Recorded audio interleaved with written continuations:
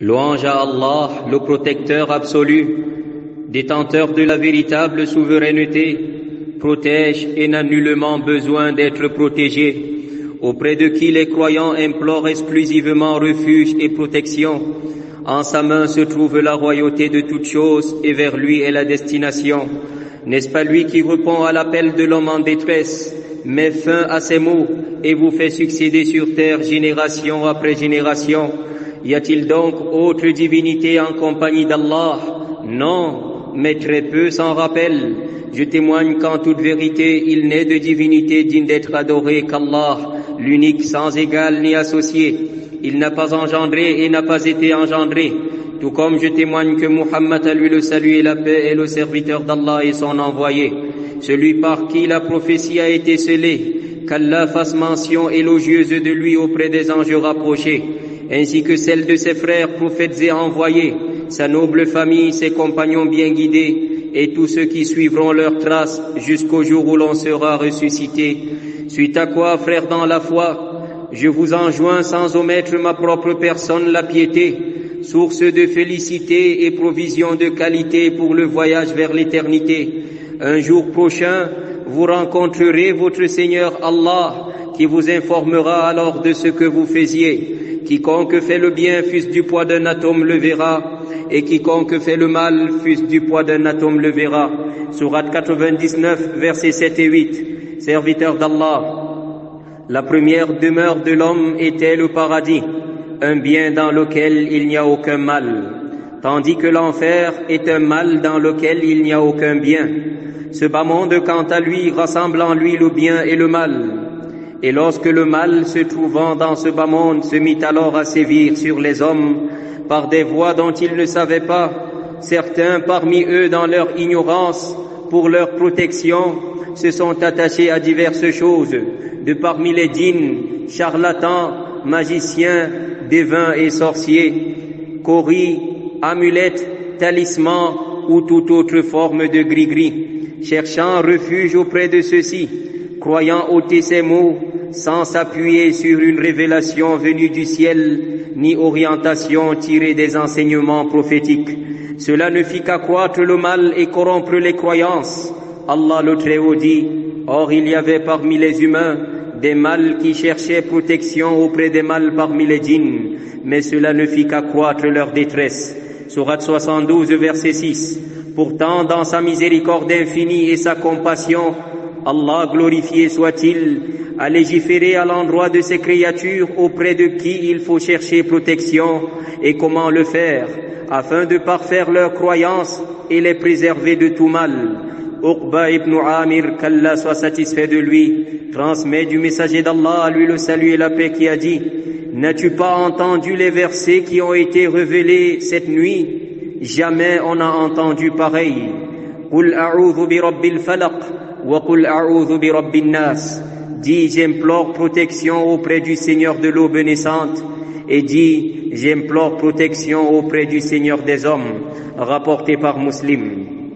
C'est ainsi que le prophète, à lui le salut et la paix, a décrit ces deux sourates immenses, afin d'attirer notre attention sur elles, que nous réalisions qu'elles renferment une dotation très généreuse de la part d'Allah le Très-Haut, une forteresse fortifiée, une arme grâce à laquelle le croyant fait face aux difficultés de la vie et ses peines, ainsi qu'à tous ceux qui rusent contre lui, de parmi les diables, hommes et djinns, les jaloux, les sorciers et charlatans. La sourate Al-Falaq, l'aube naissante, et sa sœur la sourate An-Nas, les hommes, constituent des signes évidents, indiquant le mal et son antidote. Le prophète, à lui le salut et la paix, leur accordait une importance particulière et s'en servait pour chercher refuge et protection auprès du Seigneur de l'univers, comme il lui a été ordonné. Mes frères dans la foi, ces deux sourates sont une miséricorde d'Allah, à travers lesquelles il nous ouvre un endroit sécurisé et nous invite à y entrer pour être protégés contre des maux apparents et cachés, connus et ignorés. C'est comme s'il nous disait, venez à moi, je suis votre appui et votre refuge. Je suis conscient de votre faiblesse et des dangers qui vous entourent, et moi seul suis capable de veiller sur vous. Et certes, c'est sous l'abri d'Allah que se trouve la sécurité, la quiétude et la paix. Ces sourates permettent donc de parfaire le dogme en renforçant l'unicité d'Allah, le monothéisme pur, par le rattachement des cœurs à Allah seul sans associé, de s'en remettre totalement à lui, en ayant la ferme conviction que lui seul est le protecteur absolu, capable de dissiper tout mal, et non qui que ce soit d'autre ou quelque gris-gris que ce soit. Allah glorifié soit-il dit, si Allah fait qu'un mal te touche, nul ne peut l'écarter en dehors de lui, et s'il te veut du bien, nul ne peut repousser sa grâce. Il en gratifie qui il veut parmi ses serviteurs. C'est lui le pardonneur, le très miséricordieux. Sourate 10, verset 107. Al-isti'adha, l'imploration de protection contre des maux apparents et cachés, dont aucune créature ne peut nous prémunir. C'est un acte d'adoration qui ne doit être voué exclusivement qu'à Allah, seul sans associé, comme toutes nos adorations. C'est le fait de se cramponner, de chercher refuge, appui et protection auprès du seul capable de le faire, Allah. Quiconque donc voue cette adoration à autre qu'Allah, croyant trouver refuge ou appui auprès d'autre qu'Allah, aura commis du shirk, l'idolâtrie, le plus grave des péchés, et certes Allah ne pardonne pas qu'on lui associe quoi que ce soit ou qui que ce soit à son adoration. Chers frères, dans la première sourate, Allah nous propose une figure très remarquable, de chercher refuge auprès de lui, le Seigneur de l'aube naissante. Qul a'udhu bi rabbil falaq, dis j'implore protection auprès du Seigneur de l'aube naissante.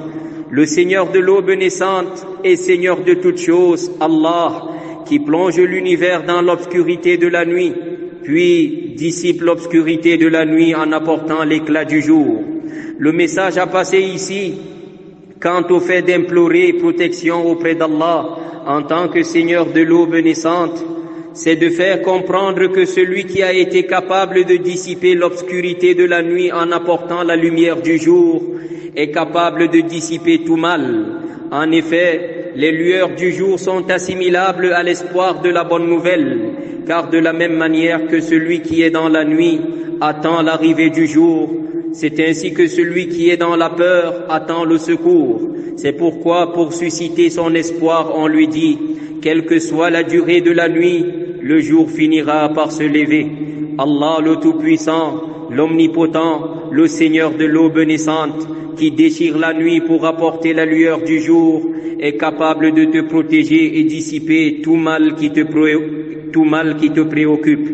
Qul a'udhu bi rabbil falaq, min sharri ma khalaq. Dis, j'implore protection auprès du Seigneur de l'aube naissante contre le mal des êtres qu'il a créés, à savoir contre le mal de toute créature sans exception dans ce bas monde et dans l'au-delà, le mal des hommes, le mal des démons, des bêtes féroces, des bêtes venimeuses, le mal de l'enfer, le mal des péchés, le mal de l'âme, de la passion, bref, le mal de tout ce qui peut être maléfique. وَمِن شَرِّ غَاسِقٍ إِذَا وَقَبْ, et contre le mal des ténèbres quand elles s'approfondissent. Allah a globalisé dans le verset précédent le mal de toute créature, puis s'est mis à énumérer dans les versets qui suivent certains mots spécifiques pour attirer notre attention. Il dit وَمِن شَرِّ غَاسِقٍ إِذَا وَقَبْ, et contre le mal des ténèbres quand elles s'approfondissent. Al-Ghasaq, c'est l'obscurité profonde, et Al-Ghasiq, c'est la nuit ou tout ce qui se déplace dans l'obscurité. Ibn Abbas, qu'Allah soit satisfait de lui, dit de ce verset qu'il s'agit de la nuit quand elle s'annonce avec ses ténèbres. Quant aux exégètes Mujahid et Az-Zuhri, qu'Allah leur fasse miséricorde, ils disent qu'il s'agit de l'instant où le soleil est en train de se coucher. En fait, Allah le Très-Haut attire notre attention sur l'imploration de protection contre la nuit et ses ténèbres, car en effet, c'est dans l'obscurité de la nuit que le diable et ses alliés se répandent sur la terre, en plus du fait que l'obscurité en elle-même soit effrayante. Les malfaiteurs l'utilisent comme moyen pour faire le mal. C'est dans les ténèbres de la nuit que les bêtes féroces et venimeuses attaquent, que les agresseurs, voleurs, violeurs, braqueurs et criminels opèrent sans oublier les charlatans et sorciers. C'est également dans la nuit que les soucis et les angoisses occupent davantage la pensée, que les désirs obscurs de l'âme sont réveillés et qu'on est plus attiré au péché. Voilà en quelque sorte pourquoi Allah le Très-Haut nous indique de chercher refuge auprès de lui contre les ténèbres de la nuit quand elles s'approfondissent. وَمِن شَرِّ النَّفَّاثَاتِ فِي الْعُقَدِ, et contre le mal des sorcières qui soufflent dans les nœuds, qui font des sortilèges pour nuire, et certes, elles ne peuvent nuire à personne si ce n'est par la permission d'Allah. Le prophète, à lui le salut et la paix, a rangé la sorcellerie et la magie au nombre des péchés capitaux, dévastateurs, qui conduisent ceux qui s'y adonnent vers l'abîme de l'enfer, qu'Allah nous en préserve. Allah le Très-Haut nous a donc indiqué de chercher refuge auprès de lui contre ces sorciers, magiciens et charlatans, car ils opèrent dans l'ombre sans qu'on ait la moindre idée, et seul le secours d'Allah nous permet d'être à l'abri. Et seul le secours d'Allah nous permet d'être à l'abri de leur mal ou d'être guéris quand il nous a touchés. وَمِن شَرِّ حَاسِدٍ إِذَا حَسَدَ, et contre le mal de l'envieux quand il envie. Chers frères, être jaloux et envieux des bienfaits qu'Allah ait accordés à autres que nous constitue un comportement blâmable par la religion tout comme le bon sens, car agir ainsi reviendrait à vouloir lutter contre les décrets d'Allah qui distribue ses grâces à qui il veut, comme il veut et quand il veut. Et cela reviendrait aussi à remettre en cause la sagesse infinie dans les actes d'Allah. Le jaloux voit chez la personne qu'il envie une ou des choses dont il convoite et souhaite que la personne en question perde ce bienfait à son profit à lui. Sa mauvaise âme éprouve alors un sentiment nuisible qui peut affecter par la permission d'Allah la personne enviée. C'est cela le mauvais œil au sujet duquel le prophète, à lui le salut et la paix, nous a recommandé de prendre garde en vivant caché, de vivre caché, c'est-à-dire en évitant d'exposer à tort et à travers les bienfaits dont Allah nous a comblés. Étonne-toi donc de ceux qui exposent toute leur vie sur les réseaux sociaux, n'écoutant aucun conseil ni mise en garde, et se plaignent après cela lorsqu'ils sont frappés par des maux. Il n'y a pas un bienfait dont tu as été doté sans que tu n'aies pour ce bienfait un envieux, que tu le saches ou pas. Et certes, la sourate Al-Falaq, l'aube naissante, constitue l'une des plus grandes armes pour prévenir et lutter contre le mal de l'envieux. Seul Allah le Très-Haut, qui t'a doté de ce bienfait, est capable de te le préserver et te protéger des envieux. C'est à ce titre qu'il nous enseigne d'implorer protection auprès de lui contre le mal de l'envieux quand il envie. Nous parlerons lors d'un sermon prochain, Inch'Allah, de la deuxième sourate de demande de protection, à savoir An-Nas, la sourate les hommes, et évoquerons également leur mode d'emploi selon la sunna du messager d'Allah, à lui le salut et la paix. Puisse Allah le Très-Haut nous protéger des maux apparents et cachés et nous accorder le meilleur de la vie d'ici-bas et celle d'après. Ô Allah, Seigneur de l'aube naissante, Seigneur de toutes choses, nous implorons protection auprès de toi contre le mal des êtres que tu as créés, contre le mal des ténèbres quand elles s'approfondissent, contre le mal des sorcières qui soufflent dans les nœuds, et contre le mal de l'envieux quand il envie.